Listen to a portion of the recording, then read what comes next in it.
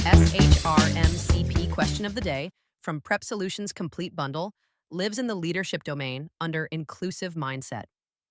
It tests a skill the exam loves and most candidates miss, Yikra, recognizing when an answer is the right HR action, but aimed at the wrong phase of the life cycle. 3 of these options are valid interventions, just not at this phase. The rule is this: fix the data before the contract is signed. Here's the scenario. An HR systems manager evaluating an AI-driven video interviewing platform discovers the vendor's algorithmic training data lacked demographic diversity. Which action must the manager take immediately during this procurement phase to ensure equitable application across diverse populations? Option A. Hold a disparate impact analysis on the first quarter of applicant rejection rates to monitor for adverse outcomes while keeping business continuity in mind. Option B. Require hiring managers to complete algorithmic bias awareness training before reviewing any AI-generated candidate scores. Option C. Require the vendor to provide an independent algorithmic equity audit, demonstrating retrained representative datasets before contracting. Option D. Publish a transparency statement to applicants offering a manual human review alternative for the video interview process. Pause here. Pick your answer. Ready? 3 of these are right actions at the wrong time. Which one fits the procurement phase? The correct answer is option C. Require the vendor to provide an independent equity audit with retrained representative datasets before contracting.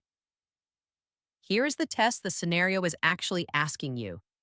Every wrong answer here is a valid HR action. The exam is not testing whether you can identify bad practice.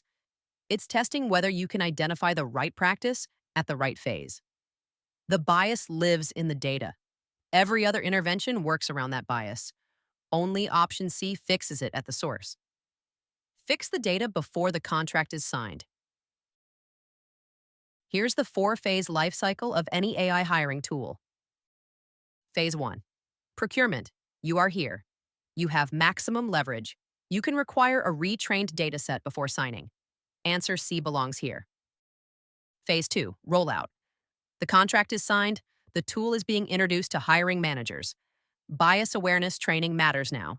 Answer B belongs here. Phase 3.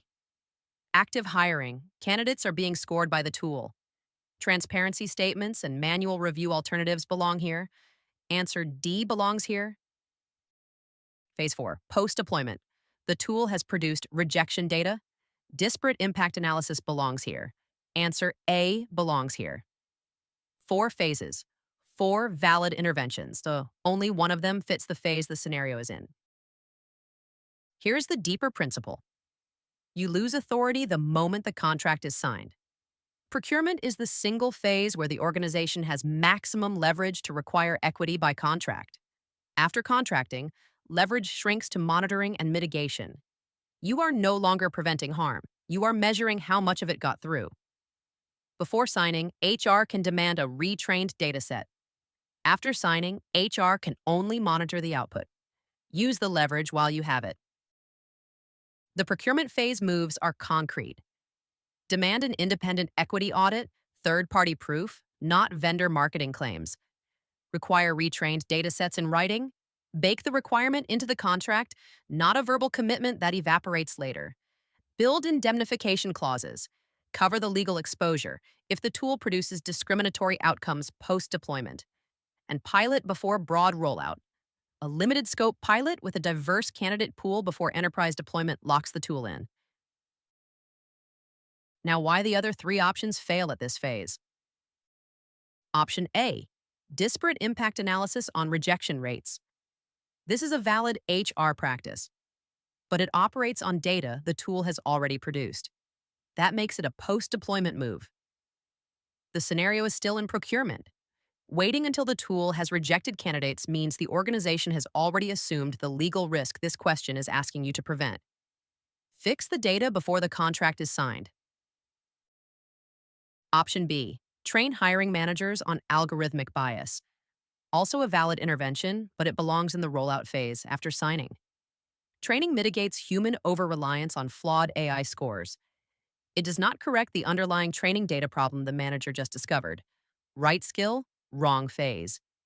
Fix the data before the contract is signed. Option D, a transparency statement with manual review option. Applicant-facing transparency and alternative review processes are legitimate compliance steps during active hiring. But they are mitigations. They accept the flawed tool and build a workaround around it. They do not resolve the systemic bias the manager already has the leverage to fix before signing. Working around the problem instead of solving it. The pattern to remember. On SHRM-CP AI and technology scenarios, always locate the phase first. Procurement, rollout, active hiring, post-deployment, each has its own set of correct moves. The answer is the option that matches the current phase, not the option that would be right 3 phases from now. When you have leverage to prevent harm at the source, use it. That is inclusive mindset at the senior level. Want to pass SHRM-CP the first time?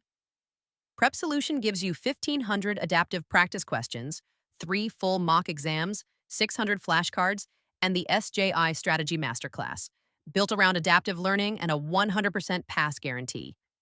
Please visit prepsolution.com/exam/SHRM-CP for more information.